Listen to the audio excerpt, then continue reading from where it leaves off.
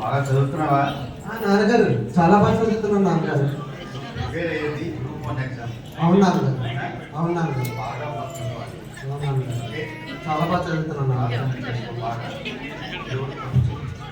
సరే నాన్నగారు, సరే సరే నాన్నగారు, సరే నాన్నగారు. మరి చదువుతాను కానీ మీరు నేను డిస్టెన్షన్లో పాస్ అయితే నాకు ఏ గిఫ్ట్ ఇస్తారు మీరు?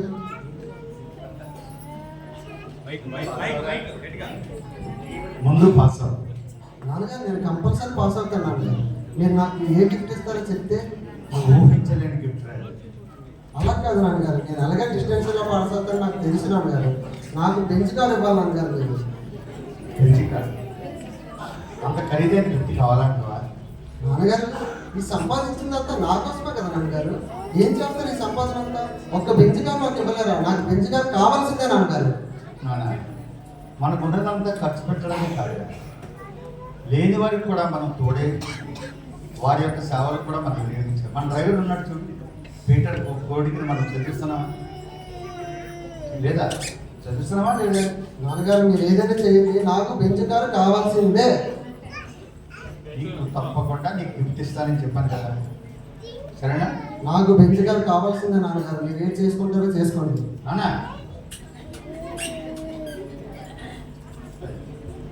వీడికి ఎప్పుడు చూసినా గిఫ్ట్ గిఫ్ట్ అని అంటాడు, కానీ దేవుడు ఉన్నతమైనటువంటి ప్రణాళికలో ఇచ్చే బహుమతిని వాడు గుర్తించలేకపోతున్నాడు.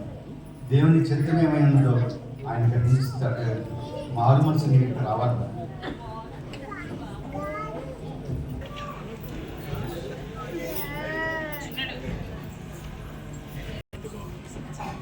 నాన్నగారు, నాన్నగారు, నాన్నగారు, నేను డిస్టెన్స్లో పాస్ అయ్యాను నాన్నగారు. కంగ్రాచులేషన్ బిడ్డ. థ్యాంక్ యూ నాన్నగారు. దేవునికి మహిమ కలుగును గాక. దేవునికి మహిమ కలుగును గాక. ఆమేన్. చాలా సంతోషాలు బాబు. థ్యాంక్ యూ నాన్నగారు. నేను డిస్టెన్స్లో పాస్ అయ్యాను కదా, మరి నాకు ఇస్తానన్న గిఫ్ట్ ప్లీజ్ నాన్నగారు. నాన్నగారు ప్లీజ్ నాన్నగారు. కావాలన్నా? అవును నాన్నగారు, నాకు బెంచ్ కారే కావాలి నాన్నగారు. ఊహించని రీతిలో ఇస్తాను. అవునా నాన్నగారు, నాకు బెంచ్ కారే కావాలి నాన్నగారు. కంగారు పడి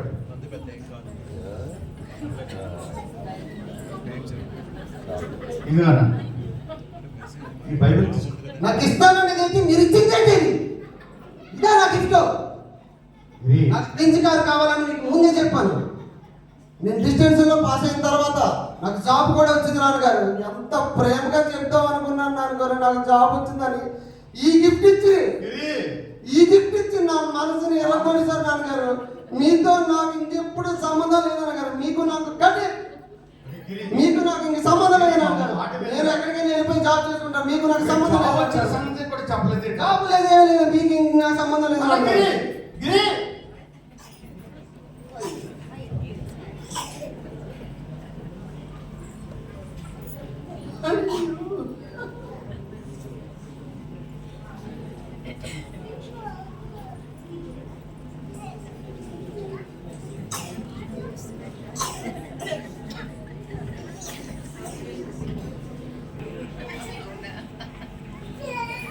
Sandeep. Hi Girish. Hi.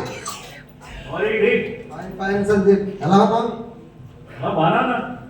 Super. నేను కూడా సూపర్. నైట్ ఫుల్ వర్కౌట్ చేసినట్టున్నావు. ఏంటి ఎంత లేట్ అయిందా నైట్ అంతా? నైట్ ఒక ప్రాజెక్ట్ వర్క్ చేస్తాను అన్న. ఆ కస్టమర్కి వాళ్ళకి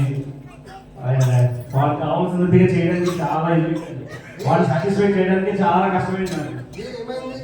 వాడు ఏదో అడుగుతాడు, ఆ విధంగా ప్రాజెక్ట్ చేయమంటాడు. ఏదో విధంగా సెట్ చేస్తాడు కాబట్టి వాడు సాటిస్ఫై చేస్తాడు.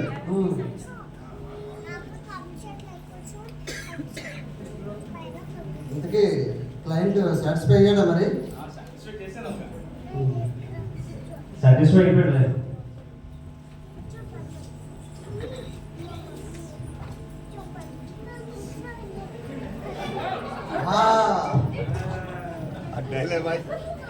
నీకేంటయ్యా మన బాసే మీ నాన్నగారు. దానివల్ల మనకి ఏ ఇబ్బంది లేకుండా ఉంది. సందీప్ సార్, ప్రాజెక్ట్ నువ్వేనా చేస్తావు? అవును సార్. మొత్తం దీనికి అంతటికి నువ్వేనా కారణం? అవును డాడీ. పుట్టికి లేదా ఒంటి గంటనే గడుతున్నావా? ప్రాజెక్ట్ అనుకుని అనుకున్నావా? నీ ఆటలో ఉన్న విడుదల చూసుకో. 50 లక్షల ప్రాజెక్ట్ అది.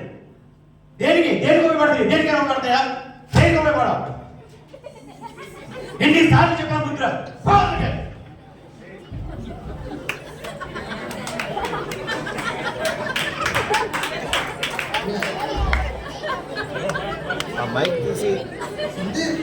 ఏమైంది అసలు? ఎందుకు మీ నాన్నగారు అంత అలా తిడుతున్నారు? అలా ఎంత సహనంగా ఎలా ఉండగలుగుతున్నాడు? నాకైతే రక్తం మండిపోయి పొడిచాలనిపించింది. అదే మా డాడీ కదా ప్రాజెక్ట్ లో చిన్న డిస్టర్బెన్స్. ఎంత డాడీ అయితే మాత్రం అంత అలా ఇస్తారా? ఆ ప్రాజెక్ట్ లో స్విమ్మింగ్ పూల్ పైన కట్టమని ఒకరు కింద కట్టమని ఒకరు అన్నారు. నేను మధ్యలో స్విమ్మింగ్ పూల్ అలా ఎలా కట్టేవరా? మధ్యలో అలా సెట్ చేస్తారంటే అది కోపం వచ్చి తింటారు డాడీ. అలా కూడా కడతారా? సింపుల్ మధ్యలో బాబు కట్టాడు. అదే గుర్తించట్లేదు మా డాడీ. సరే నీ కామనే వెళ్ళండి, వీళ్ళు ఎంజాయ్ చేయండి. Okay okay enjoy.